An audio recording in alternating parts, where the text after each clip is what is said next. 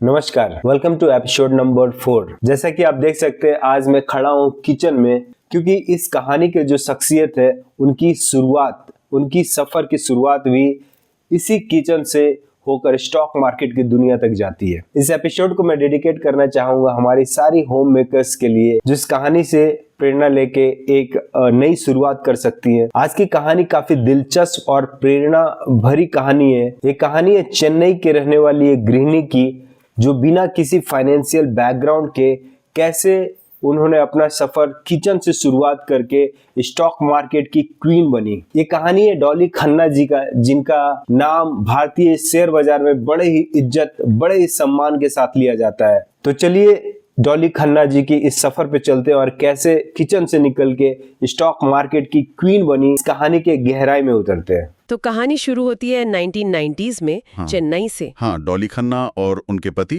राजीव खन्ना, उनका एक छोटा सा बिजनेस था दूध के प्रोडक्ट्स का। और डॉली जी घर संभालती थी, बिल्कुल एक आम गृहिणी की तरह। जी, लेकिन राजीव जी की रुचि थी शेयर बाजार में। अच्छा। और बस वहीं से डॉली जी की उत्सुकता भी जगी। उन्होंने बिजनेस अखबार पढ़ना शुरू किया, पति के साथ स्टॉक्स पर चर्चा करने लगी। ये दिलचस्प है कि कैसे घर की आम बातचीत से ही शुरुआत हुई। पहले शायद सिर्फ सुनती होंगी, देखती होंगी। हाँ, देखती समझती रही, लेकिन धीरे धीरे वो कंपनियों की ग्रोथ और शेयर की कीमतों का कनेक्शन समझने लगी। बिल्कुल। और फिर आया 1996 का साल, एक बड़ा कदम। क्या हुआ तब? उन्होंने अपना वो दूध वाला बिजनेस बेच दिया। और उससे जो भी पैसा मिला, जो मुनाफा हुआ, वो उन्होंने शेयर बाजार में लगाने का फैसला किया। ये तो काफी बड़ा फैसला था, पूरी जमा पूंजी एक तरह से। हाँ, कह सकते हैं। ये कोई हवाई बात नहीं थी, एक सोचा समझा कदम था। और उनकी जो निवेश की रणनीति थी वो भी बड़ी सीधी सादी थी, कोई कॉम्प्लेक्स चीजें नहीं। हाँ, जमीनी हकीकत से जुड़ी हुई।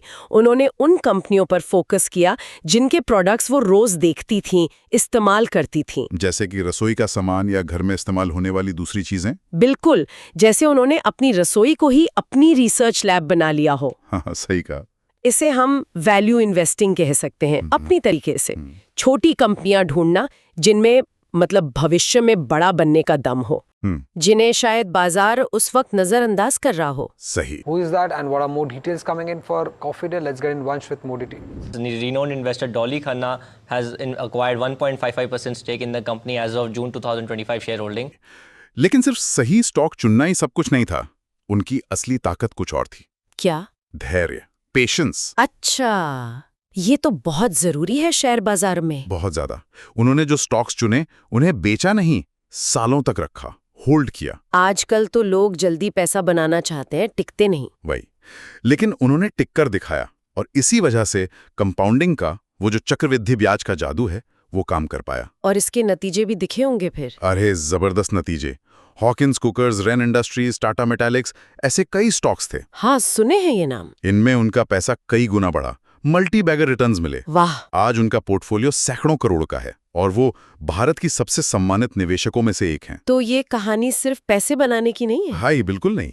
ये एक गृहिणी की समझ, उनके अनुशासन और उनके धैर्य की कहानी है। तो इससे हम क्या सीख सकते हैं? आज के दौर में ये कहानी कितनी प्रासंगिक है?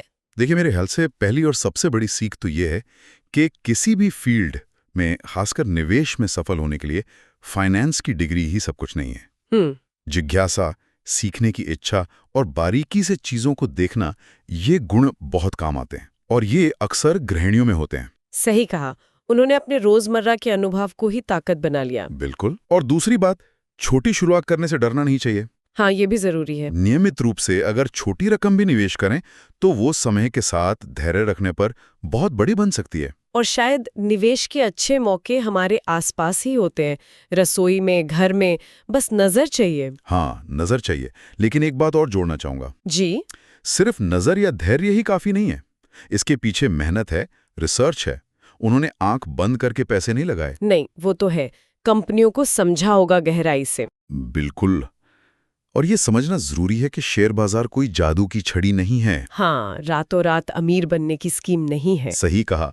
संपत्ति बनाने में सालों लगते हैं, तो निवेश करने से पहले सीखना, जानकारी इकट्ठा करना, ये बहुत जरूरी है। उनकी कहानी एक और धारणा को तोड़ती है ना, कि भाई फाइनेंस और निवेश तो मर्दों का या सिर्फ एक्सपर्ट्स का काम है। बिल्कुल तोड़ दिए। ये दिखाती है कि एक आम इंसान भी अपनी समझ और लगन से इस दुनिया में कामयाब हो सकता है, वित्तीय स्वतंत्रता पा सकता है। अनुशासन और अपने ज्ञान पर भरोसा रखना, खासकर जब बाजार ऊपर नीचे हो रहा हो। जी बिल्कुल। तो आखिर में एक विचार छोड़ जाते हैं सबके लिए सोचने को, हाँ, कि कैसे हमारे रोजमर्रा के जीवन के अनुभव, हमारी अपनी समझ और हमारा धैर्य, अगर इन्हें सही दिशा में ले तो कितने बड़े बदलाव ला सकते हैं। सही। डॉली खन्ना की कहानी यही याद दिलाती है कि कभी-कभी सबसे बड़े मौके वहीं होते हैं जहां हम सोचते भी नहीं, शायद हमारी अपनी रसोई में ही, या हमारे आसपास की छोटी छोटी चीजों में। सोचने वाली बात है।